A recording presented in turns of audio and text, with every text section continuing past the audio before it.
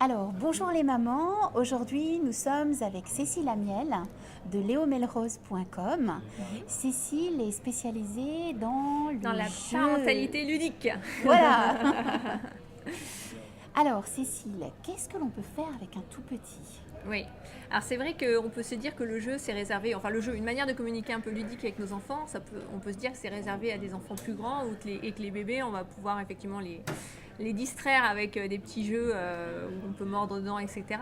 Mais comment on fait pour créer l'interaction entre le parent et l'enfant, cette connexion spéciale et si indispensable pour nos nouveau-nés? Ben, on peut jouer de manière très très douce en fait avec nos jeunes bébés dès le plus jeune âge, dès la naissance. Ça peut être simplement en les touchant. On va passer évidemment beaucoup par le contact physique et par toutes les mimiques, l'interaction qu'on peut avoir à travers le ton de notre voix, on va pouvoir jouer sur des sonorités, on va pouvoir jouer sur les mimiques que l'on fait en étant proche de son visage et voilà, en lui faisant des sourires en interagissant avec ce qu'il nous propose en fait. Donc s'il fait une petite mimique, on va pouvoir rebondir et faire la même petite mimique. Et par un jeu d'imitation ou on va pouvoir avoir cette connexion et cette communication entre nous dès le plus jeune âge comme ça. Et en le touchant, en le massant, voilà, on peut déjà vraiment être en connexion avec lui et créer ce lien si indispensable pour lui, quoi. Et c'est tellement important. Je ne sais pas si tu avais déjà vu l'histoire du visage impassible Oui. voilà, où tu as la maman qui garde le visage complètement impassible face à son bébé. Et le bébé, on voit que tout d'un coup, il change complètement, ses émotions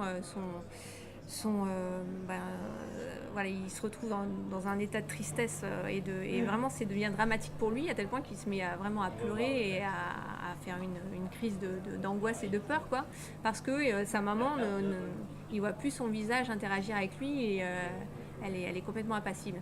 Et donc pour nos enfants, c'est vraiment vital, ce lien avec la maman, ce lien avec le parent. Et on peut le créer tout simplement comme ça, en interagissant de cette manière un peu douce et ludique avec eux.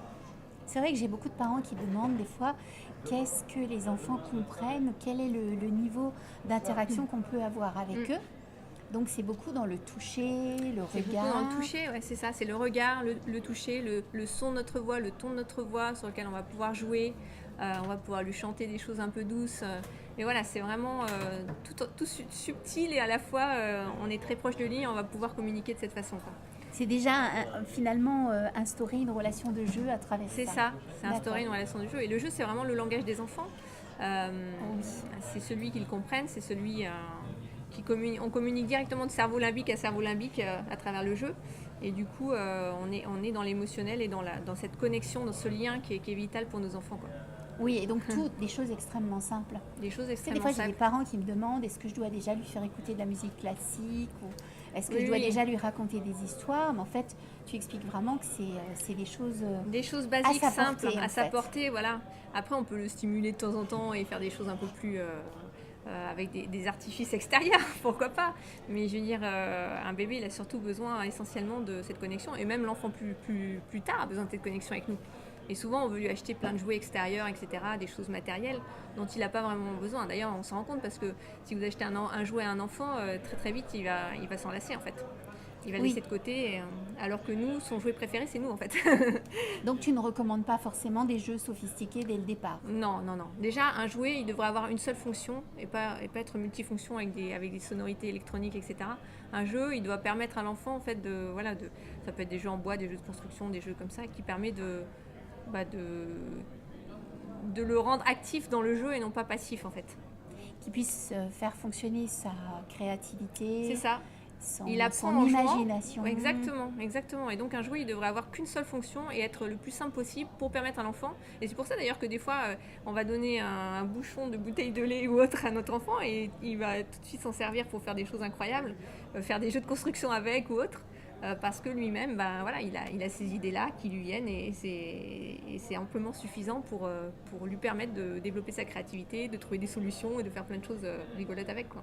Et donc vers 6 mois, tu fais des jeux où tu caches des choses aussi. Ouais, tu peux faire des jeux où tu caches des choses, bah là il commence à être un peu plus, enfin l'interaction est un peu plus facile peut-être avec le parent. Donc oui, on peut cacher des choses, on peut jouer à coucou, on peut se cacher soi-même, etc.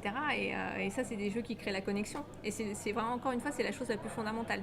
Parce que quand vous avez ce lien avec l'enfant, en fait, c'est le meilleur moyen pour lui après d'être libre d'apprendre, d'être attentif à ce qui se passe autour. Si on n'a pas ce lien qui est indispensable, eh bien le reste ne sert à rien et c'est la base, quoi.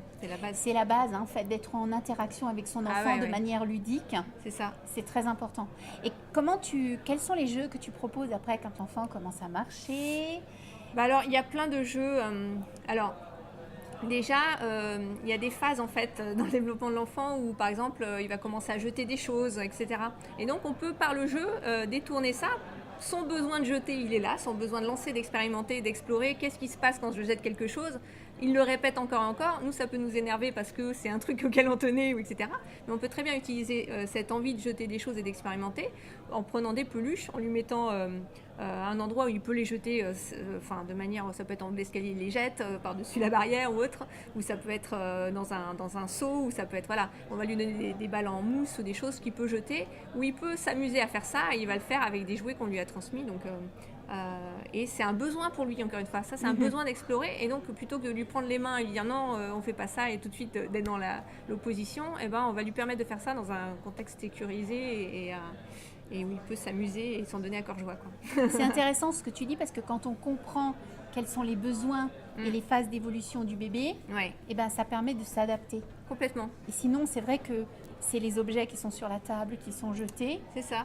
Et on passe son temps à dire non, voilà. Alors qu'en fait ça n'a pas de sens puisque c'est un réel besoin. Non, oui. Et on a envie d'encourager cette créativité, cette envie d'explorer en fait. Mais on peut le faire par le jeu, encore une fois. Avec un enfant de 2 ans, comment est-ce que tu fais? Parce que l'enfant de 2 ans, c'est un petit magicien, on est bien d'accord. Il a plein d'imagination. Oui, alors l'enfant de 2 ans, il va commencer à entrer dans une phase d'opposition, où il va dire non beaucoup pour... là encore, il commence à prendre son pouvoir quelque part et à devenir un être à part entière, en tout cas en avoir conscience, etc. Et donc à partir de ce moment-là, on veut sortir évidemment de ce rapport de force qui peut se créer si on reste dans cette opposition en lui disant, en prenant les choses des mains, encore une fois, en lui disant non, etc. Et donc il y a plein de jeux. Moi je conseille énormément le jeu de contact physique en fait.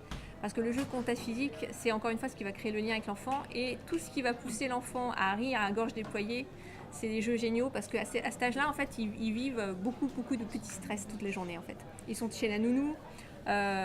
Déjà on peut leur dire non souvent dans la journée et il y a beaucoup de frustration, des choses qui nous paraissent assez banales pour nous, mais pour lui voilà, toute la journée comme ça, il le garde en lui en fait, et il arrive à la maison le soir et même si la nounou des fois dit ça s'est très très bien passé, on a passé une très bonne journée, boum, dès qu'il arrive à la maison c'est l'explosion et il a besoin de se décharger en fait de tous ces petits stress qu'il a eu. Peut-être qu'il a eu peur en allant se promener avec la nounou et il a eu peur d'une moto qui passait dans la rue.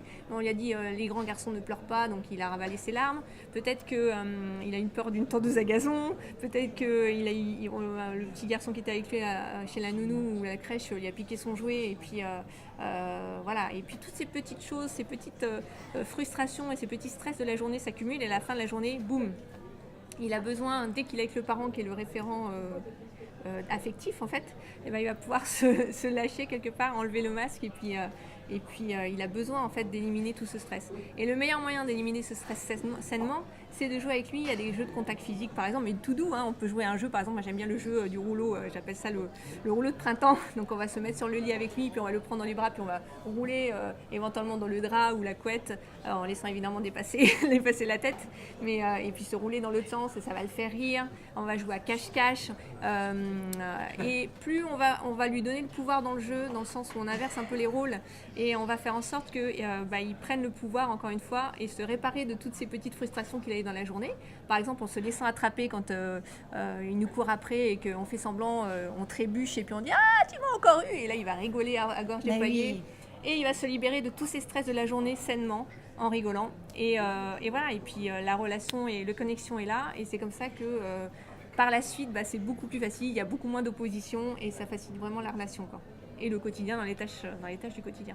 Tout dans la bienveillance, dans la douceur, l'accompagnement, complètement. La communication, mais c'est à son niveau en fait. C'est de la communication à son niveau. Il faut savoir que le jeu, c'est le langage des enfants.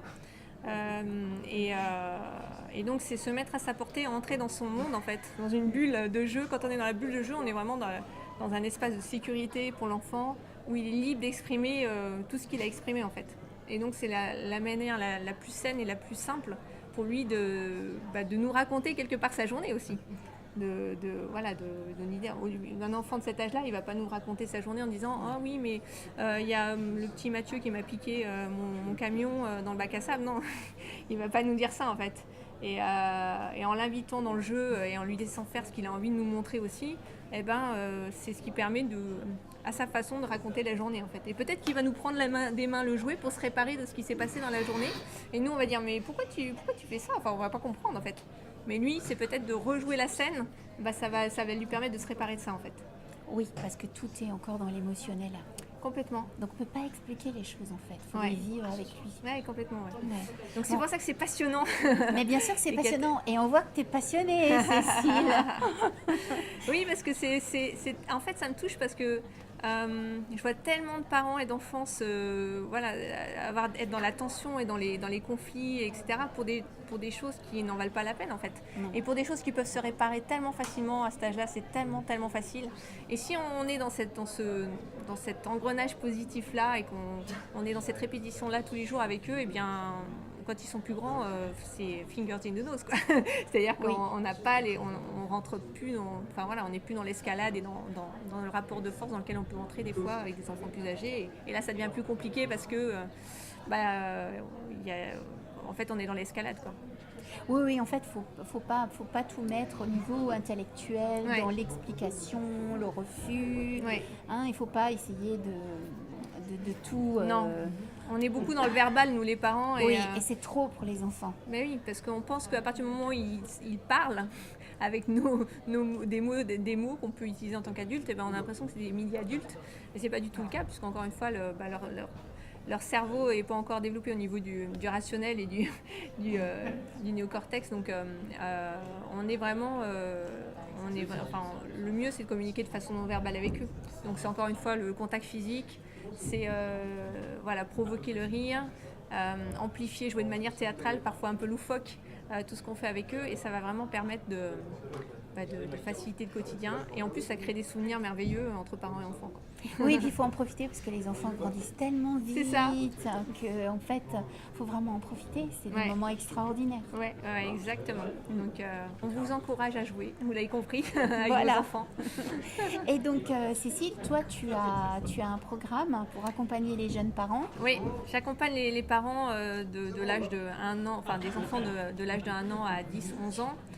Sur cette forme de parentalité qui s'appelle la parentalité ludique.